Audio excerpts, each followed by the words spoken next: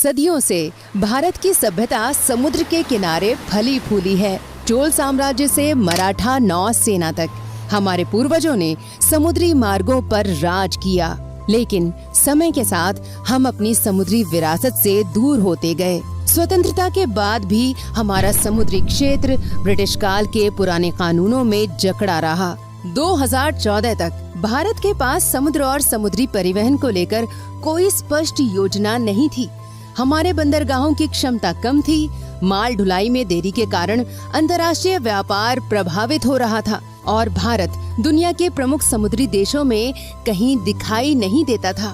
फिर एक महत्वपूर्ण बदलाव आया। माननीय प्रधानमंत्री श्री नरेंद्र मोदी जी के पास भारत के खोए हुए समुद्री गौरव को लौटाने का स्पष्ट और ठोस दृष्टिकोण था। उन्होंने न केवल पत्तन, पोत परिवहन और जल मार्ग के लिए एक अलग मंत्रालय बनाया, बल्कि इस क्षेत्र में बड़े सुधार भी किए। पिछले 11 सालों में हुए बदलाव अभूतपूर्व रहे हैं। साथियों, पोर्ट इकोनॉमी की पूरे पोटेंशियल का इस्तेमाल तब होता है जब इंफ्रास्ट्रक्चर और ईज ऑफ डूइंग बिजनेस दोनों को बढ़ावा मिले।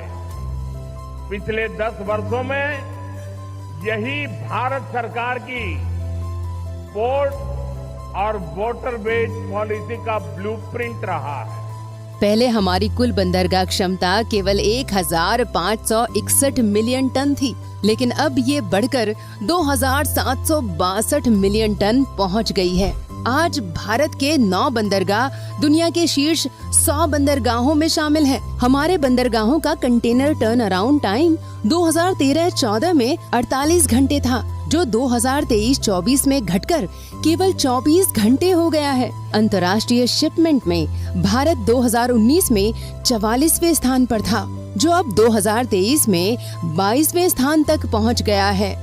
माननीय प्रधानमंत्री श्री नरेंद्र मोदी जी के नेतृत्व में हमने उन औपनिवेशिक जंजीरों को तोड़ा है जो हमारे समुद्री विकास को रोक रही थी। हाल ही में संसद के मानसून सत्र में 5 महत्वपूर्ण समुद्री बिल पास किए गए, जो भारत को अंतर्राष्ट्रीय मानकों के अनुसार ढालेंगे और देश को वैश्विक समुद्री क्षेत्र में आगे बढ़ाने में मदद करेंगे। आज समुद्री अमृत काल विजन 2047 के साथ भारत एक नया अध्याय शुरू कर रहा है। स्वतंत्रता के 100 साल पूरे होने तक हमारा लक्ष्य है भारत दुनिया के शीर्ष 5 जहाज निर्माण देशों में शामिल हो, अपनी बंदरगाह क्षमता 4 गुना बढ़ाए और एक मजबूत समुद्री शक्ति बने। इस दिशा में आज 8000 करोड़ रुपए की परियोजनाओं का शिलान्यास किया गया। इनमें शामिल है कोलकाता के श्यामा प्रसाद मुखर्जी बंदरगाह पर नया कंटेनर टर्मिनल, जो पूर्वी भारत के व्यापार को बढ़ाएगा। पारादीप बंदरगाह पर आधुनिक कंटेनर बर्थ, जो खनिज निर्यात बढ़ाएगा। अंडमान निकोबार और चेन्नई में तटीय सुरक्षा के लिए मजबूत समुद्री दीवारें और कांडला के दीनदयाल बंदरगाह पर बहुउद्देशीय कार्गो बर्थ, जो भारत के आधुनिक विकास को गति देगा। मुंबई अंतर्राष्ट्रीय क्रूज टर्मिनल का उद्घाटन भी आज हुआ है, जो भारत में सबसे बड़ा है। ये न केवल क्रूज पर्यटन को बढ़ावा देगा, बल्कि नए रोजगार भी पैदा करेगा।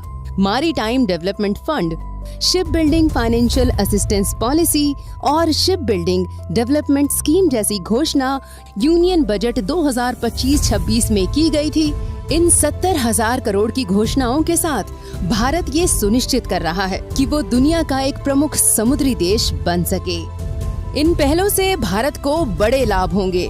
व्यापार तेज होगा, कार्गो हैंडलिंग में तेजी आएगी और आयात निर्यात की लागत कम होगी, जिससे भारतीय उत्पादों की दुनिया में प्रतिस्पर्धा होगी। ये कदम केवल अवसंरचना का विकास नहीं है, बल्कि एक नई नील अर्थव्यवस्था की आधारशिला है। भारत ने हमेशा समुद्र को देवता मानकर उसका सम्मान किया है और उससे शिक्षा ली है। आज विकसित भारत 2047 के दृष्टिकोण के साथ हम अपनी समुद्री परंपराओं को पुनः जागृत कर रहे हैं। हमारा संकल्प है कि आने वाले समय में भारत न केवल विकसित देश बने, बल्कि समुद्री शक्ति के रूप में पूरे विश्व का मार्गदर्शन कर सके।